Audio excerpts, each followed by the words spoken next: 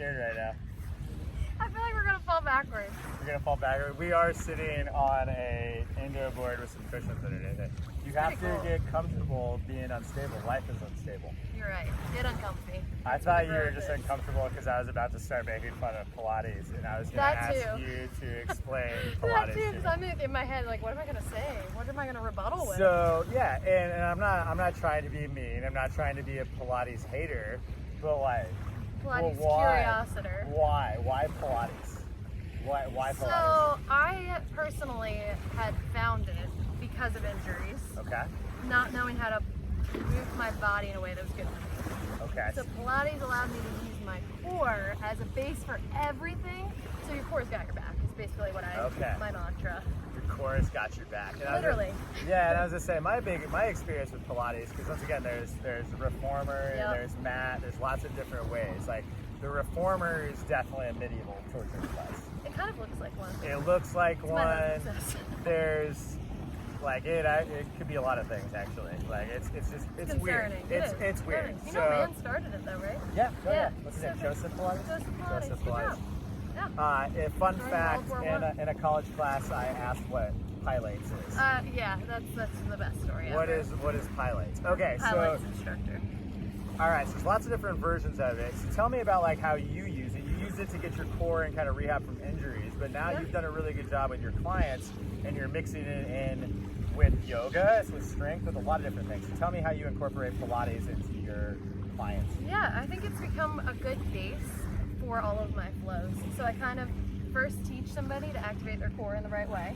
Okay. I kind of see where they might be deficient in terms of not using it and using their back and messing with their form. But it's a base for a lot of my flows, and it makes things. I would say functional Pilates is kind of what I do now. Okay. How can you use it in the real world? Okay, what is all this stuff about though? Like what does this do? Okay, that's more bar. That's more bar. Okay, that's more bar. Yeah, what does that do? Like pulse, I drop. But explain to me pulsing. Well, I think that you're working. I can be down for pulsing, and sometimes I'm not. But I think that it can activate a bunch of little fast twitch muscles that don't get enough love in there. Yeah. So it turns those on, and they're kind of like, oh, I'm here, and then you get that burn that really gets people's endorphins going. Yeah. For example, I was kind of a hater on the pulsing.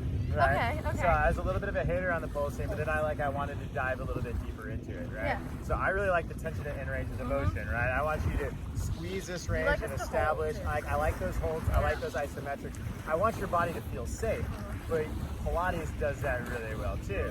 It teaches people to kind of, like you said, start from their core, feel safe, and get through those ranges. So I didn't like all this like little pulsing. I'm like, what is that doing? If I'm gonna carry something, if I'm gonna pick up this rock, I'm not gonna go, let me get it. Right? Like there's no way. 5, 6, 7, there's no way that I'm gonna. That's more bar. I'm not gonna twerk while I'm okay. Right. So anyway. I think the aside from the pulsing, I think something that we have in common that we do a lot with our training is based on alignment. Okay. So a lot of Pilates exercises, I'll stop you in the middle of doing it if your alignment's off, and you just did that with me. So. And that's the thing where I got to give Pilates instructors credit, because they're literally some of the best cuers I've ever heard.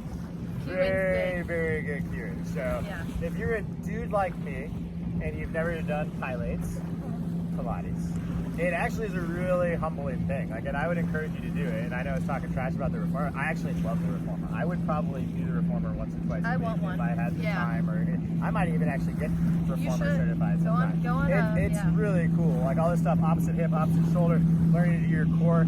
It's just you do it from different angles, and it's almost weightless. So if you have injuries, it's a good gateway for stuff. Okay, so my other problem with Pilates is, why do people who do Pilates not do anything else? Pilates people are kind of like, oh, you mean clients? Clients are kind of like, they're, of course not everybody, but there's a large section of people like, I do Pilates. I can't do that. My Pilates instructor. I feel like yoga can be that way though too. Like I only do yoga. Yeah. I don't like anybody who only does one thing. Well, I'm the same way, so I don't think that I know anybody at this point who sees me and that doesn't do other things. Okay. Well, that's just knowing you is to do all of those things, right? You so ultimately, where this conversation is going is Pilates isn't as bad or as weird as it looks. It's actually really beneficial. It's not Pilates, it's Pilates. We also learned that. And if you have a really good instructor like Kate, you can learn some things, and really you're going to flow it together. So that's kind of like what what I'm excited about is Kate and I are gonna work on a little bit of some of this programming called like Iron Flow, where we're mixing together like the kettlebell stuff with the Pilates stuff. And if you think about how that works, right?